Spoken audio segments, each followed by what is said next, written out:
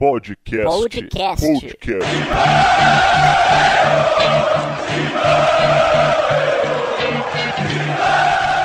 Olá, bom dia, boa tarde, boa noite. Eu sou o Vitor Guedes e teu nome é Zelar. E Zelar, claro, vem de ZL. Estou aqui com o Teleco, participante do Podcast Irmão. Estamos no Titular Bar, na República Federativa da Moca. Um programa especial hoje na presença de Deus. Pode botar a música do Gilberto Gil aí, se você quiser falar com Deus, ele está aqui entre a gente. Boa noite, Deus. Basílio está entre nós. Boa noite, Vitão. É satisfação muito grande estar participando aqui do programa, né? Ainda mais com a companhia do meu xará. Tem dois Basílio. Fala, Basílio, boa noite. Boa noite. Vai Corinthians, né, primeiramente. Basílio, você está também trabalhando na imprensa, na Rádio Capital, uma equipe nova, sucesso para vocês, equipe lá, e participou da transmissão ontem de Corinthians e Chorolado, o time do DVD. Corinthians jogou bem, eu achei que jogou bem, embora o Inter tenha mais chances. Quando estava jogando nada fora de casa, me surpreendeu como o Corinthians cedeu chances para o adversário, em compensação como criou chances. O jogo foi muito melhor do que eu esperava. Você gostou do que você viu? Gostei, eu achei o Corinthians mesmo com os desfalques, né? Com a ausência do Jô, do Jadson, ele se portou bem, criou muitas oportunidades. E eu faço até uma comparação.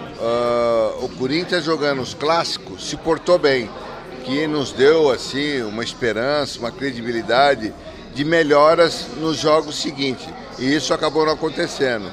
E agora, quanto ao Internacional, fez uma ótima e excelente apresentação. E é lógico, a esperança é que ela permaneça dessa forma. Se nos clássicos se portou bem, agora, principalmente que vem esses jogos diretos, a gente dá uma credibilidade, porque a camisa também pesa, os adversários vão sentir o peso, né? Tá todo mundo preocupado. A gente fez uma foto oficial do programa, você do Podcast Bom, entra no nosso Facebook, você vai ver. Teleco não está nessa foto, está só eu e os dois Basílio, porque Teleco é como o Marco Paulo Del Nero, é procurado pela FBI, pela polícia, ele não tem imagem pública. Mas dá seu boa noite, Teleco, você concorda que o Basílio, o Corinthians jogou bem, como tem jogado bem os clássicos? O Corinthians esse ano, bem, primeiro boa noite aos amigos, ouvintes do Podcast Irmão. Vocês não sabem a emoção que eu tô aqui de estar com os Basílios. E o Corinthians esse ano, ele jogou o seu melhor quando ele deu tudo de si, porque o Corinthians ele não tem aquela técnica, né, que a gente via.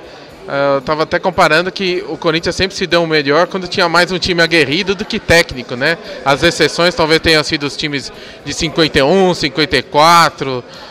ou aqueles esquadrões, né, 99 e 2000, mas agora ele está indo bem, foi, digamos, até que bem ontem pelos desfalques, e Romero fez perdeu 50, a gente tem que se virar com isso aí, né? O Romero a gente reclama, mas a culpa não é do Romero, o Romero corre o jogo todo, se esforça, mas o que interessa mesmo é contratar outro jogador. Se você não está satisfeito com o Romero, precisa de um cara que mais jogue, que corra, vai ter que contratar outro jogador. Vitor Guedes, eu queria pedir sua opinião agora sobre o jogo de domingo, né? Corinthians e SPFC. Bom, eu vou passar para quem entende um pouco mais que eu. Meu palpite, já vou deixar aqui. Eu sempre dou 1-0 pro Corinthians, esse jogo eu vou de 1-1. Eu acho que o Corinthians vai fazer o jogo que fez contra o Internacional, talvez mais sólido defensivamente. O Corinthians tem ganhado os clássicos na ZL em Itaquera e tem jogado fora de casa por uma bola e tal. O São Paulo também é um time que melhorou na defesa, mas está sem o Cueva. Eu acredito num jogo equilibrado. O Corinthians vai se classificar em Itaquera, mas vai trazer um empate lá do sereno, fresco, refrigerado Morumbi. Morumbi, que foi palco do jogo de 13 de outubro de 77, né? Não nos esqueçamos. E o Morumbi que passei a minha infância inteira indo no jogo lá, não tinha essa fronhice patética, armagedônica de torcida única, que isso é um câncer pro futebol. Não é porque é no Morumbi, em Itaquera também eu acho um absurdo, tem que ter São Paulino, tem que ter palmeirense. Aliás, minha mãe é São Paulina, faz aniversário neste sábado, e ela nunca foi no campo dela. Se eu quisesse levar, não posso, porque não pode duas torcidas, o que eu acho lamentável. Agora, sobre o jogo de domingo, Basílio, qual a sua expectativa para esse jogo? Você acha que o Corinthians traz um bom resultado no Morumbi? Eu acredito que o Corinthians traga um resultado favorável, porque eu vejo esse crescimento de uma maneira tão normal que foi esse jogo contra o Internacional, e com um time com algumas alterações. Agora, com o retorno desses dois titulares, o Corinthians vai fortalecer-se, mas vai fortalecer-se de uma maneira que começou a preocupar os adversários agora, entendeu? Então a gente vê os comentários, não, vai dar o São Paulo e Palmeiras, mas eu acho que está um pouquinho enganado, porque a apresentação que o Corinthians fez é para que a gente tenha uma esperança que o Corinthians vá no Morumbi e vai trazer um resultado positivo. Qual o seu palpite, Basilinho, de Corinthians e São Paulo no Morumbi domingo? Domingo de Páscoa. Bom, eu acho que vai ser 1-0. Gol de quem? Jô. Jô. Só faz gol em clássico, né? É. Basílio, você como jogador que passou pela Portuguesa e foi pro Corinthians depois, que trocou de clube na carreira, embora eternamente o Basílio do Corinthians, viu vários jogadores trocar de clube e tal, como você vê a situação de Marquinhos, Gabriel, Guilherme e Giovanni Augusto? A minha opinião é que são jogadores que já não deram certo e que a torcida pegou birra e eles pegaram birra do clube, enfim, que é uma situação muito difícil. O Carille tem dito que não vai desistir de jogador nenhum. Você acha possível reverter que um dia a torcida do Corinthians veja o Marquinhos Gabriel correr, o Giovanni Augusto jogar bola? Ou você acha que a solução realmente seria negociar melhor para as duas partes? Bom, o primeiro ponto é você não desprestigiar o investimento que você fez, né? Os nomes você citou agora, ainda vamos incluir aí Marlone, vamos incluir o William, André. Então são muitos jogadores que também vieram a peso de ouro e que não deu retorno nenhum. Mas tem-se a esperança de poder trabalhar, que nem o Marquinhos Gabriel vem vindo de uma cirurgia. Eu espero que ele possa resgatar aquele futebol que o levou não só no Santos, mas o seu retorno para o Corinthians. O Giovanni Augusto também tinha uma esperança muito grande, mas parece ter dado um azar novamente, ter uma contusão aí preocupante, mas eu tenho uma esperança nesses jogadores. Vamos insistir até o momento que você possa negociar e fazer uma troca convincente, né? Como chegou agora o Cleiton parece ter se saído bem. Eu tenho a esperança que esses jogadores poderão render aquilo que o Carille vai insistir, vai persistir com esses jogadores. Mas a torcida não tem paciência. O nosso Teleco, além de participante do podcast hoje, também está na técnica, mexendo no computador para lá e para cá, filmando, ajudando a nossa equipe aqui.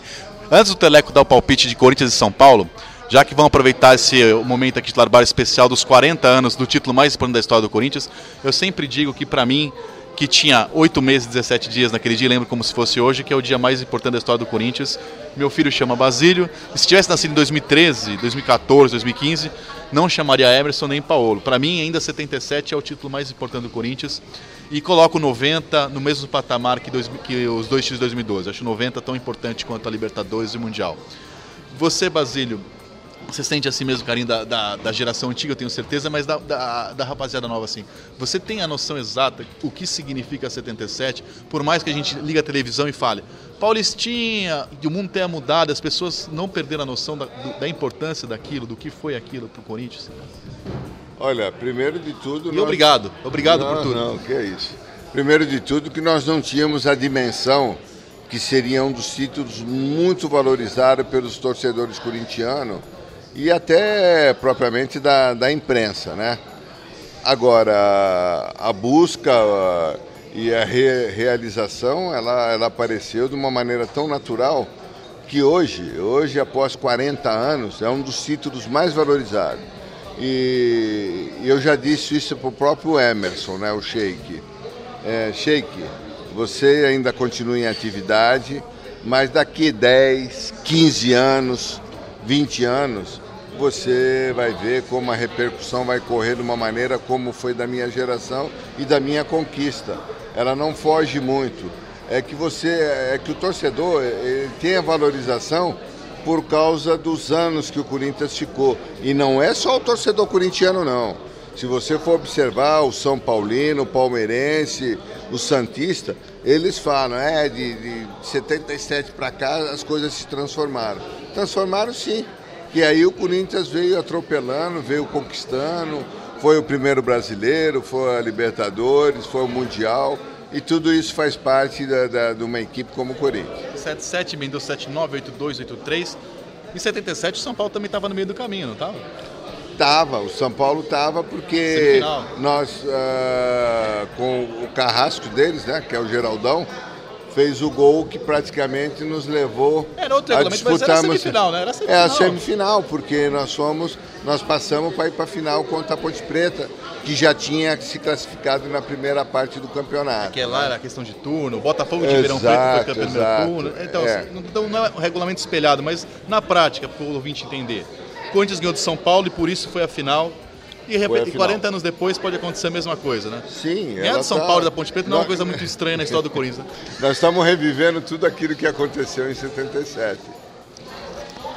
E de quebra também aposentou Ademir da Guia, né? Que o último ano dele jogando futebol foi... O último jogo dele foi quando o Corinthians desclassificou, né, em 77.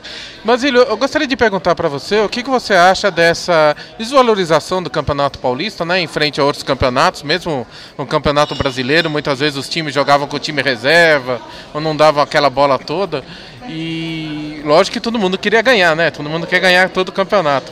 Mas eu acho que a partir do meio dos anos 80 já começou a diminuir, né, esse frisson pelo Campeonato Paulista. O que você acha disso? Quando você sentiu isso aí acontecer? Quando há uma mudança, às vezes você tem essa mudança para o lado bom, para o lado positivo, mas você também você corre o risco de participar de algo negativo. Então, o que eu pude notar assim é que eu convivi disputando o Campeonato Paulista, que era coqueluche. Hoje o que você vê da Libertadores era a questão do Campeonato Paulista. Por quê? Porque eu tive jogadores que tiveram comigo, que era o sonho, a realização deles, virem disputar um Campeonato Paulista. E muitos deles vieram, disputaram, tiveram um privilégio, como é o caso do Moisés, né? O Russo, Luciano, que chegaram aqui, Vaguinho, Romeu, que praticamente também tiveram uma identidade grande nas equipes que eles participaram. Agora, hoje mudou-se completamente, é igual você falar, é o Paulistinha. A desvalorização foi dada pelo próprio dirigente. Então essa desvalorização, ela faz o quê? Com que nós simplesmente temos como um campeonato de laboratório. Ele é laboratório para você disputar uma Copa do Brasil, é um laboratório para você disputar uma Libertadores, a Sul-Americana. Então, quer dizer, essa desvalorização, ela partiu do próprio dirigente que fez com que isso acontecesse. Agora, o Corinthians é tido como a quarta força, foi ironizado por isso. Nem sei se é ironizado, se realmente é a quarta força tecnicamente. Inclusive eu disse isso, que Palmeiras e Santos estão muito acima, São Paulo e Corinthians estão em nível parecido. Em 77 também o Corinthians estava longe de ser os favoritos. Aliás, a Ponte Preta no papel tinha um time muito mais forte que o Corinthians e outros times, a próprio Guarani que não chegou, o Palmeiras tinha craques, enfim. O Corinthians estava longe de ser apontado, não era aquele time que ia sair da fila, né? Você vê semelhanças com aquele elenco, o elenco atual, de ser contestado e pegar adversários mais badalados na reta final, Basílio? Não, ela não foge muito a essa realidade, né, que você acabou de citar. Agora, nós vamos ter que saber conviver com esse tipo de raciocínio por parte dos outros, né? Mas eu acredito muito que nós tivemos muitas gerações, né? E dentro dessas gerações, cada uma tem o seu valor. Eu falo que de 77 para cá as coisas mudaram sim para o lado positivo. Nós tivemos a democracia corintiana, depois nós tivemos o Neto Xodó da Fiel, que foi o primeiro brasileiro, aí depois nós tivemos Marcelinho Carioca, que ganhou tudo dentro do Corinthians, e aí eu coloco para findar o Ronaldo Fenômeno. As pessoas não gostam muito, né? Mas eu valorizo, porque a importância do Corinthians. Depois da caída nossa para a Série B do Brasileiro, então a chegada dele nos implementou de uma tal forma que nós passamos a ser reconhecidos mundialmente. E isso nos fortaleceu. Fortaleceu que você vê que, mesmo ele estando aqui, foi o Campeonato Paulista, foi a Copa do Brasil. Querendo ou não, ele resgatou tantas coisas. Hoje, se nós temos um CT, se nós temos um estádio, nós temos muito que agradecer ao Ronaldo. O Ronaldo Fenômeno foi aquele que deu o pontapé inicial e que trouxe tudo aquilo que o Corinthians precisava. Por isso que eu falei que o resgate que nós tivemos, ele foi tão grande que a valorização hoje, ela é muito maior do que as pessoas imaginam. Ela está para fora do Brasil, não é só o Brasil não. Você vai fora do Brasil, você vê falar sobre Corinthians. Onde você vai, tem um Vai Corinthians, né? Estamos chegando ao fim desse podcast Mão com a 2 especial. Hoje não tivemos as participações de Rodrigo Vessone, Maércio Morcegão e Marco Belo, porque nós estamos aqui na Moca, no titular bar com Deus, né, e Príncipe Basílio. E vamos se despedir desse programa. Já deixei meu palpite aqui, Corinthians e São Paulo 1-1. E depois a gente vai falar de Corinthians e Inter, mas o Corinthians vai se classificar. Basílio, eu agradeço você também pela sua participação. Basilinho, dá seu tchau aí. Tchau. E vai? E vai, Corinthians. Obrigado, Baza, por essa participação e por sempre falar com a gente. E parabéns pelos 40 anos. Você sabe que a gente já falamos 200 vezes da importância que você tem para uma nação inteira que eu faço parte. Que é isso é gratificante para mim, porque eu estou representando a toda aquela família constituída pelo Oswaldo Brandão, pelo Vicente Mateus, e hoje nós estamos aí convivendo desses 40 anos e fazendo uma lembrança de tudo aquilo que nós tivemos como conquista, e só nós sabemos o sacrifício que foi, e obrigado pela valorização de tudo isso. Nós estamos num bar, né? Eu lembro quando eu entrevistei você, uma entrevista que não era para mim mesmo. O Basílio nem podia ser Basílio, podia ser Titiolina, enfim, era 2 meses de gestação, não sabia nem se era menino ou menina. E eu fui conversar com você que ele ia chamar Basílio. A gente fez uma fita, gravei essa fita para ele saber porque ia chamar esse nome. E isso foi em 2008, né? Ele foi nascer em dezembro, já nasceria por dias. E eu nunca vou esquecer disso. E obrigado por tudo. Tio Aleco, se despeça dos nossos ouvintes aí. Obrigado, Basílio, pela entrevista sensacional, mais uma vez muito bacana. E eu fecho então esse podcast. Um abraço a todos. Vai Corinthians, que vai ganhar de 1-0 do São Paulo. Abraço. Podcast.